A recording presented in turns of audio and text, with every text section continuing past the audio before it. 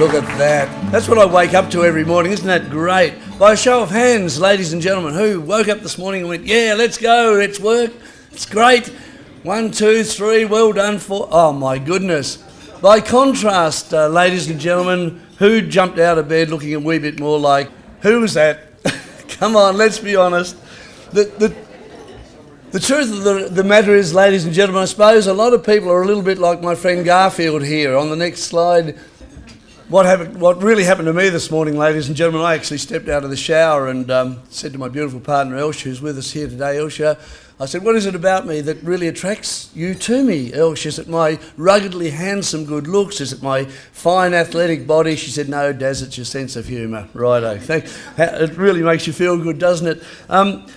Here's a statistic for you. I know the last thing you want at a breakfast, ladies and gentlemen, is to go away with lots and lots of statistics, but here is a statistic that I think you should go away with. It is a fact that, keep it going, it is a fact that 1 out of 7 dwarves isn't happy. Look, I know that's a very silly thing, and it's also very silly because, as we all know, about 86.9857% of all statistics are made up on the spot.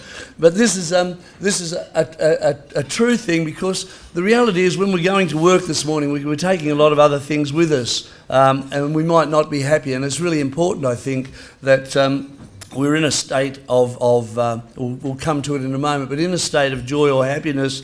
So I'm just going to ask you the question, what are you taking with you to work this morning? Are you going to take any anger? Are you going to take any fear, maybe? Are you going to take any grief or sadness? And the reality is, ladies and gentlemen, these are all very, very fundamental and important emotions that we do carry around with us as human beings. But the other reality is, where we operate best as human beings is when we're in a state of joy. And thank you.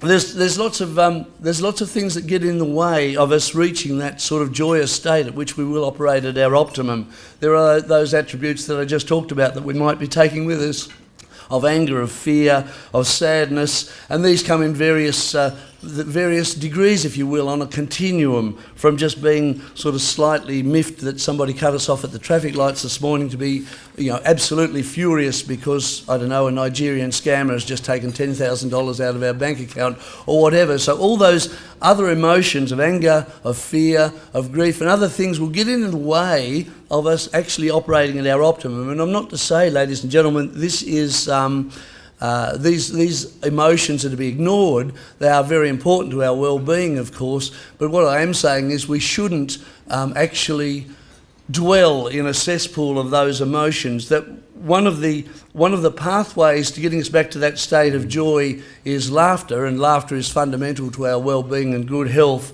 And one of the many sources of laughter is the next slide. Although they can't spell, the Americans say it's H-U-M-O-R, is humour. I advocate we put the U back in humour, and the U is you, sitting around here today, and spell it properly the way us Aussies do. I do think it is all about humour. It's taking appropriate, positive humour back with us into our workplaces today. What my study is that Carl alluded to is a study of the value of positive humour, of collaborative humour, of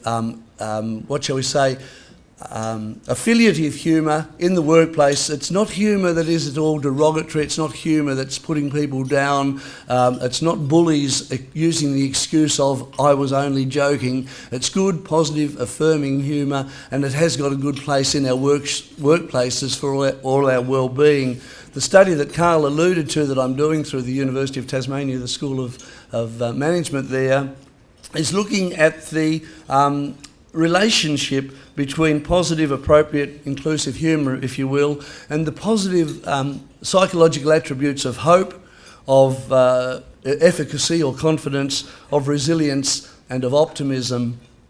These are elements of a concept called psychological capital, and what my study is starting to show, and I was just talking to the lovely Fiona, who you'll be hearing from in just a moment, my study is starting to show that there is a good positive relationship between appropriate humour, positive humour, and these psychological attributes which we all hope we carry it with us as individuals into the workplace. And of course, if you've got a group of people who are high in these psychological capital attributes, such as hope, such as confidence, resilience, optimism, and it's all been aided by things like humour, like things like maybe wisdom and spirituality, those sorts of things, but my focus has been on humour, then we've got a good work team that's high in psychological capital. They're having fun, and most importantly from the Australian workforce point of view is they're being very, very productive.